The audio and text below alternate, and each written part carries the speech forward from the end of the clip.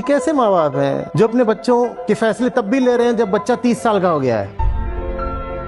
We have to accept this thing कि भाई यहाँ ज्यादातर शादी विवाह जैसे फैसले हैं जो माता पिता ही लेते हैं। मुझे समस्या उनसे है जो चढ़ने दे रहे हैं। अरे छोटी मोटी बातों में दूसरों का मन रख लिया जाता है, पर संगति, वो भी जीवन भर की लगभग अनिवार्य संगति, जिसको या तो फिर मौत तोड़ सकती है, तलाक तोड़ सकता है, इतनी अनिवार्य संगति का फैसला आप किसी और को लेने दे रहे हो, तो मुझे आपसे कोई सहानुभूति नहीं है। कैसे अपने आप को जवान बोल रहे हो भाई? विवाह से ज्यादा निजी कोई बात हो सकती है? वो आपके लिए कोई और तय कर रहा है। अब आदमी कैसे हो? मैं बदतमीजी करने को नहीं कह रहा, मैं बस दृढ़ रहने को कह रहा हूँ। मैं कह रहा हूँ कि एक लक्ष्मण रेखा होती है, वो कहाँ खींचनी है इंसान को पता होना चाहिए। स्टैंड तो लो कम से कम। नहीं तो जवान क्यों बोल रहे हो अपने आप को? बोलो कि अभी भी मैं दुधमुहा बच्चा हूँ। और माँ बाप से भी पूछो कि आपने एक जवान और काबिल बेटा या बेटी पैदा करा है ना, तो अगर आपने मुझे अब काबिल बना दिया है तो मुझे छोड़ो ना फिर। और अगर आप अभी भी मेरी जिंदगी के फैसले ले रहे हो तो इसका मतलब आप मुझे काबिल नहीं बना पाए हो। और अगर आप इस काबिल नहीं थे कि मुझे काबिल बना पाओ, तो फिर आप अपनी किस काबिलियत के दम पर अब मेरे और फैसले ले रहे हो? माँ बाप की काबिलियत तो इसी में होती है कि वो बच्चों को इतना काबिल बना दें कि बच्चे अपने फैसले फिर खुद ले पाए। यही है ना माँ बाप की काबिलियत। ये कैसे माँ बाप हैं जो अपने बच्चों